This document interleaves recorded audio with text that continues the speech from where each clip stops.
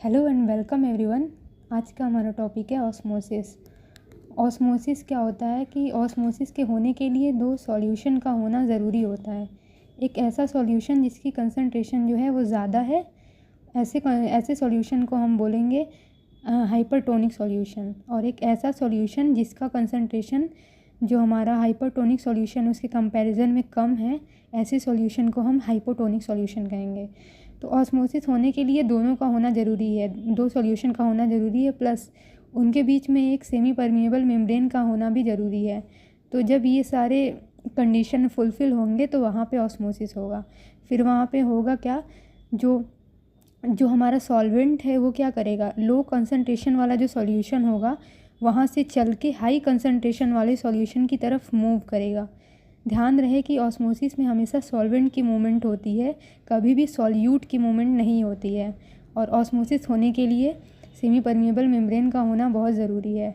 Then हम आते हैं कि pressure, osmotic pressure, turgor pressure, wall pressure, इसमें काफ़ी कन्फ्यूज़न होता है ये तीनों टर्म है क्या।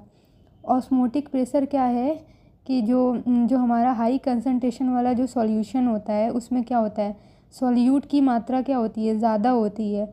तो वो अपने आप को स्टेबल करने के लिए क्या करेगा, वो अपने आप को स्टेबल करने के लिए पानी को खींचेगा, जो हाई कंसंट्रेशन वाला सॉल्यूशन है वहाँ से खींचेगा। तो जिस प्रेशर के तहत वो खींचेगा उसे हम ऑस्मोटिक प्रेशर कहेंगे।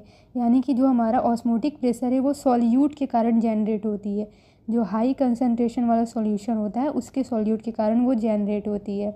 फिर आता है टर्गर प्रेशर। टर्गर प्रेशर क्या होता है कि जो हाई कंसंट्रेशन वाला हमारा जो सॉल्यूशन होता है उसमें पानी एंटर कर जाता है ऑस्मोसिस के प्रोसेस के तहत। तो जब वो पानी एंटर कर जाता है तो उसकी सेल्स जो होती हैं वो फूलने लगती हैं। फूलेंगी तो मतलब बाहर की तरफ प्रेशर जनरेट होता है सेल मेम्ब्रेन पर। इसी प्रेशर को हम कहेंगे टर्गर प्रेशर। फूलने के कारण जो एक प्रेशर जनरेट होगा सेल मेम्ब्रेन पर उसे हम बोलेंगे टर्गर प्रेशर।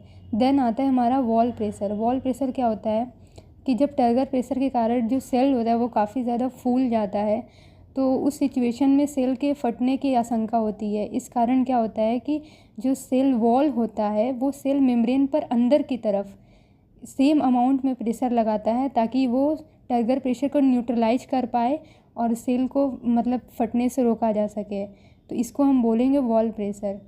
Thank you. अगर आपको वीडियो अच्छी लगी तो लाइक करें।